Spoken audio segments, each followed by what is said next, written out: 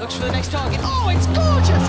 Who really wanted with me? I'm at the top, that's 1, not 2 or 3. This real life, baby, don't make believe. I just make it look easy like ABC. I'm on it 24/7, 25/8. I just pick up the pace and I violate. I eat it all up. The most important aiming skills in tactical shooters has to be micro corrections, and with, I guess, an honorary shout out can go to click timing as well. Micro corrections, let's just define what that is first, is really just these small flicks, just having a command of like small flicks. Like just being able to kind of accurately adjust your mouse in these small spaces. That's really all it is a command of that skill. Now, when we say corrections, it's usually because we also add in this element that, okay, I'm going to flick to the target and I'm off, so I have to correct. Flicked, I'm on. Flicked, I'm off. So I've got to correct after those initial flicks, potentially, so that we can be accurate. And so you always get 2 chances to actually kill your opponent with those 2 movements. And if the micro correction is really like very skilled, you'll pretty much always kill the opponent off of the second movement. At least that's the idea. But it's also important because so many situations in tactical FPS games, you already have the crosshair like basically very close to where the opponent's going to be. So with all of that said, let's go into some ideas as to like how you can train your flicking technique and your micro technique.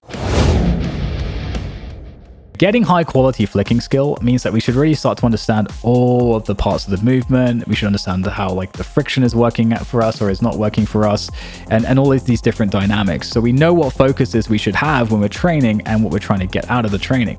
Right behind me is currently Bardos doing the Bard Pill method that he created essentially, and it's nothing too complicated. It is a flick followed by a micro correction. There is one more element though. We also have to use our brain and we must focus on the hit confirm so that we know we're on target before we actually shoot. And there are a couple reasons why this particular part is really, really important.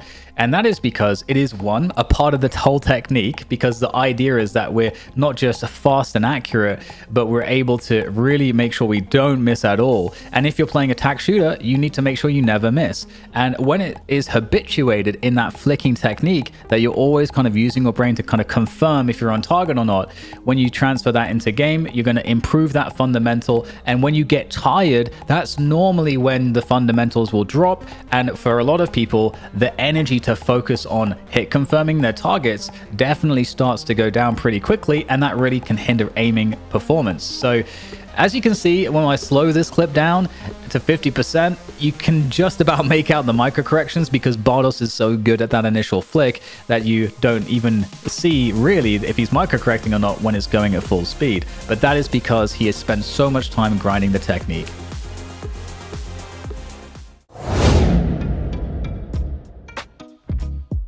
Tension management is so important in flicking technique, in aiming technique in general, but in flicking technique is what we're going to be talking about in this video. So when you're going to be doing a fast, snappy flick, you're going to need a lot of energy to do that. And so that energy becomes a lot of tension, like high tension in your arm. So you snap and flick and boom, you hit the target, hopefully.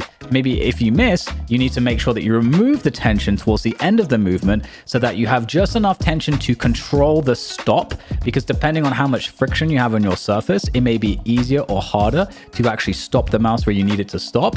I use an ice mat, so it's very low friction, so I actually need a bit more tension to make sure I can actually get that stop where I need it to go.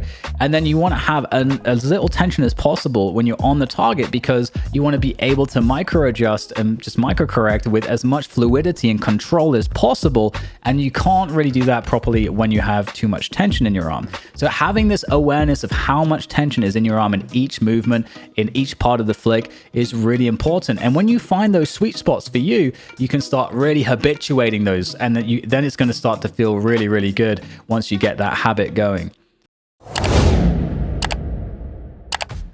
Dynamic clicking is super effective, in my opinion, at training click timing. You're going to be training a couple other things as well, and in these types of tasks, you can actually train loads of different skills if you want to, but I would advise, for our purposes, for this video, for TAC FPS players, to try to focus on 3 things. Focus 1 on click timing, 2 the predictive flick, and 3 the micro correction. So you'll be seeing Matty OW just like killing it in the background here, showing us how to do this at a high level, but you can see he's following that formula more or less. He's trying to read the movement of all of the targets on the scenario. He flicks predictively, so he gets his crosser ahead of the movement of the target, the movement path of the target, and then when the target moves into his crosshair, he then clicks. And this is the very important aspect that can transfer super well to TAC FPS, because there's so many scenarios where an opponent will move in front of your crosshair and all you have to do is just click, because maybe they don't even know you're there and they're just running in a straight line. But there's loads of other scenarios where you're holding angles and otherwise, where all you just need to be able to do is click when they go behind your crosshair. And it sounds simple, but honestly it's quite hard. And I really want you guys to not spam. You're going to want to spam click, but don't do it. This is why we're playing this task. It is to try to make sure that our shots are intentional, which has also been a theme of this video. So enjoy Matty just destroying this task in the background, the Pasu task, and I hope you guys enjoy the dynamic clicking task as well.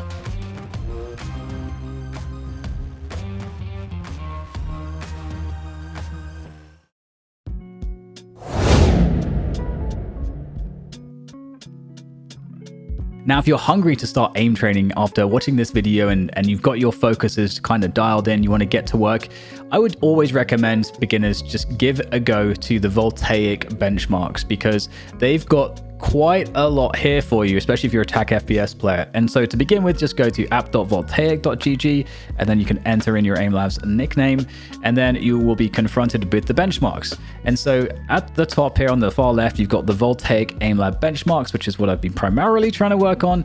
And I haven't really gone through the Valorant ones, which I probably should, because my scores on this intermediate one are all over the place. But I definitely recommend this. And you know, as we've talked a lot about attack shooters in this video, this is a great playlist for that, because you'll have, as you can see, almost everything relating to all of the stuff we've been talking about, the flick tech, all of the flicking skills that we've covered. You'll have only 4 tracking tasks, so it really goes to show that it is also the Voltaic community that agrees that in Valorant, in Counter-Strike, the most important aiming skills are all flick related. So I feel validated by seeing that. So give it a go. You know, you can track your scores. They update immediately after you play the task. And that's one of the things that I kind of like about this. It's just so straightforward for beginners. So give it a try.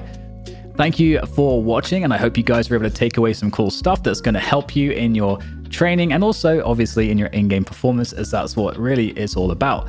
Now, if you want to support me, please subscribe, like, share, comment, all of that good stuff. And you can also check out my Patreon as well. That's also a great way to support me. And finally, I, as always, would love to hear any comments or feedback that you guys have. Obviously, I went pretty hard going into the editing journey for this one.